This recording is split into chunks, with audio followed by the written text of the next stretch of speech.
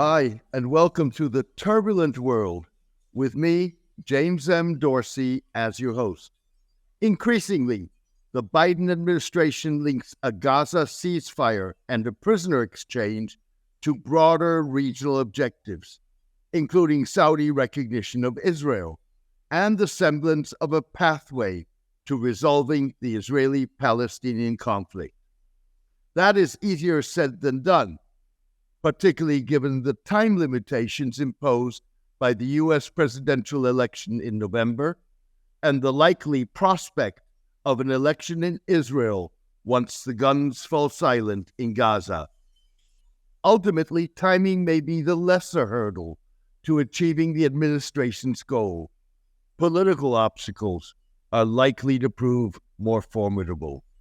Speaking at the Munich Security Conference this week, U.S. Secretary of State Antony Blinken asserted that there was an extraordinary opportunity in the coming month for Israel to normalize ties with its Arab neighbors. Virtually every Arab country now genuinely wants to integrate Israel into the region, to normalize relations, to provide security commitments and assurances so that Israel can feel more safe, Mr. Blinken said. And there's also, I think, the imperative that's more urgent than ever to proceed to a Palestinian state that also ensures the security of Israel, he added. That's where the rubber hits the road. History suggests that negotiations produce results when the price of not achieving a negotiated solution becomes too high. Stalled Qatari, Egyptian, and U.S. efforts to negotiate a ceasefire indicate that neither Israel nor Hamas have reached that point. Both are willing to let the Gazans pay the price for their intransigence. Israeli Prime Minister Benjamin Netanyahu made that clear by ensuring that his scaled-down delegation at last week's talks in Cairo with the negotiators had no authority to negotiate a deal. On Thursday, Mr. Netanyahu refused to allow the delegation to return to Cairo for follow-up discussions.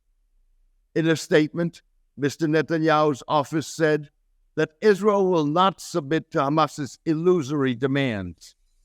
Only a change in Hamas's position will allow progress in the negotiation.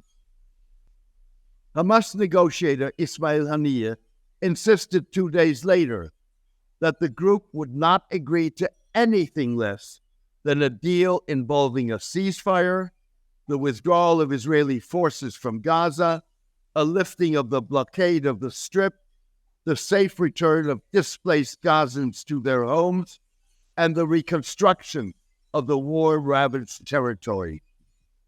Mr. Netanyahu's refusal to further engage in indirect talks with Hamas on Mr. Haniyeh's terms, which enjoy broad support in much of the international community, is closely linked to the Prime Minister's insistence on continuing the Gaza war till the bitter end, and his opposition to the creation of a viable Palestinian state on lands conquered by Israel in the 1967 Middle East War. There is no alternative to total victory. We shall not bow down to international dictates regarding a future deal with the Palestinians. How can we recognize such a state after the massacre of October 7? This would be a reward for terrorism, Mr. Netanyahu said, throwing down a gauntlet for Mr. Blinken and U.S. President Joe Biden.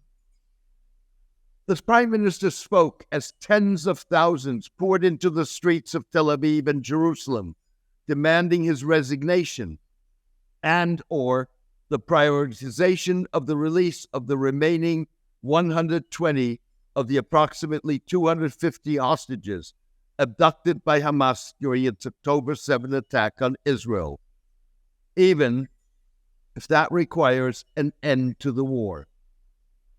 Mr. Netanyahu prided himself on achieving the initial release of 120 hostages in November. However, he failed to acknowledge that the vast majority were freed in prisoner exchanges with Hamas during a one-week truce, rather than as a result of Israeli military operations. Mr. Netanyahu's omission reflects his unwillingness and/or inability to recognize that 4 months into the war, Israel has yet to achieve its war goals, and that its conduct of the war has taken an unacceptable toll on innocent Gazans and caused irreparable damage to Israel's international standing. Hamas's ability to maintain its position in the ceasefire and prisoner exchange negotiations highlights Israel's failure so far to destroy the group as a military and political force. Moreover, Israel has yet to hunt down Hamas's Gaza-based top leaders or prevent the group from reasserting itself in parts of the devastated Strip. U.S. intelligence estimated earlier this month that Israel has killed or captured at most 30% of Hamas's 30,000-strong fighting force. Mr. Netanyahu's defiance also reflects his refusal to recognize that Israel's security lies in an equitable resolution of the Israeli-Palestinian conflict, rather than in a failed, more than 5-decade-long effort to beat Palestinians into submission through brutal force, repression, collective punishment, disregard for Palestinian lives, and humiliation. If anything, the Gaza war demonstrates that 57 years of Israeli occupation of Palestinian lands has produced an endless and escalating cycle of violence. To be sure, the cycle has been perpetuated by a weak Palestinian leadership, incapable of taking the bull by the horns, and that allowed Israel to continuously undermine its authority and play divide and rule. Hamas is the product of Palestinian weakness and Israel's cynical policies. Breaking the stalemate on a ceasefire, prisoner exchange, and credible process to resolve the Israeli-Palestinian conflict is likely to require a change in the United States' handling of Israel. The United States would have to apply real pressure rather than continued friendly nudging that has failed to change Israeli policy and military tactics. Conventional wisdom has it that a phone call to Mr. Netanyahu, in which Mr. Biden threatens to impose conditions on arms sales to Israel or an all-out weapons embargo, is all it would take to force Israel to end the war and come to the negotiating table.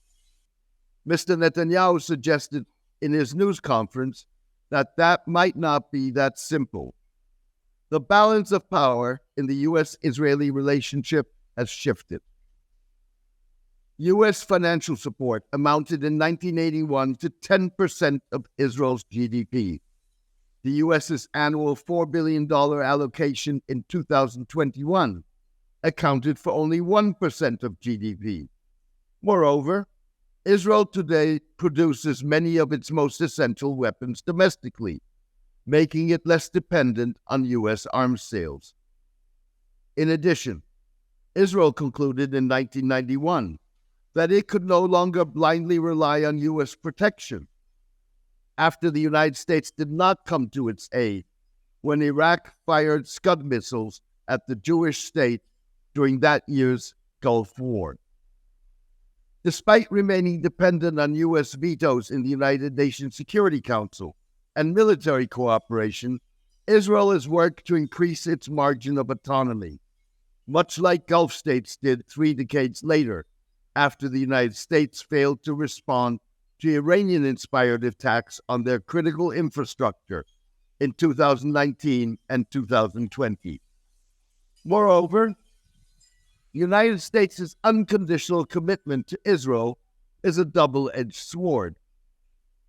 Far from feeling that they owe the Americans any favors, Israeli decision-makers in crisis are likely wagering that U.S. interests in maintaining an established strategic partnership against shared and emboldened enemies, including the Houthis and the Iranians, will prevent Washington from pressing too hard on Israeli policymakers, said international relations scholar Barbara Elias. Writing in Foreign Policy, Mrs. Elias suggested that pressure on Israel would likely be most effective if the United States took unilateral steps that would put Israel on the spot, rather than resorting to the traditional threat to impose conditions if Israel fails to heed U.S. advice. Such steps could include a threat to unilaterally release detailed information regarding targeting in Gaza, an independent inquiry into civilian deaths in Gaza, and providing humanitarian aid with or without Israel's cooperation. The United States could also recognize Palestine as a state, even before the state is established, as many in the international community have done. The coercive message is, either you implement X policy or we will. The historical record suggests that a credible threat of unilateral U.S. action can nudge Israel to move closer to U.S. positions. Moreover, it boosts U.S. bargaining credibility regionally and reinforces that the U.S. is an autonomous actor in the conflict. This may be increasingly important, as the U.S. may need to press against sustained Israeli occupation of Gaza and strengthen its ties to key Arab partners. Lastly, unilateral action will allow the U.S. to do more than just lament Palestinian civilian death, Mrs. Elias said. Thank you for joining me today. I hope you enjoyed today's column and podcast. The Turbulent World with James M. Dorsey depends on the support of its readers. For the past 12 years, I have maintained free distribution as a way of maximizing impact. I am determined to keep it that way. However, to avoid putting up a paywall, I need the support of a core of voluntary paid subscribers to cover the cost of producing the column and podcast. If you believe that the column and podcast add value to your understanding and that of the broader public, please consider becoming a paid subscriber. You can do so by clicking on Substack on the subscription button at www.jamesmdorsey.substack.com and choosing one of the subscription options. Thank you. Take care and best wishes.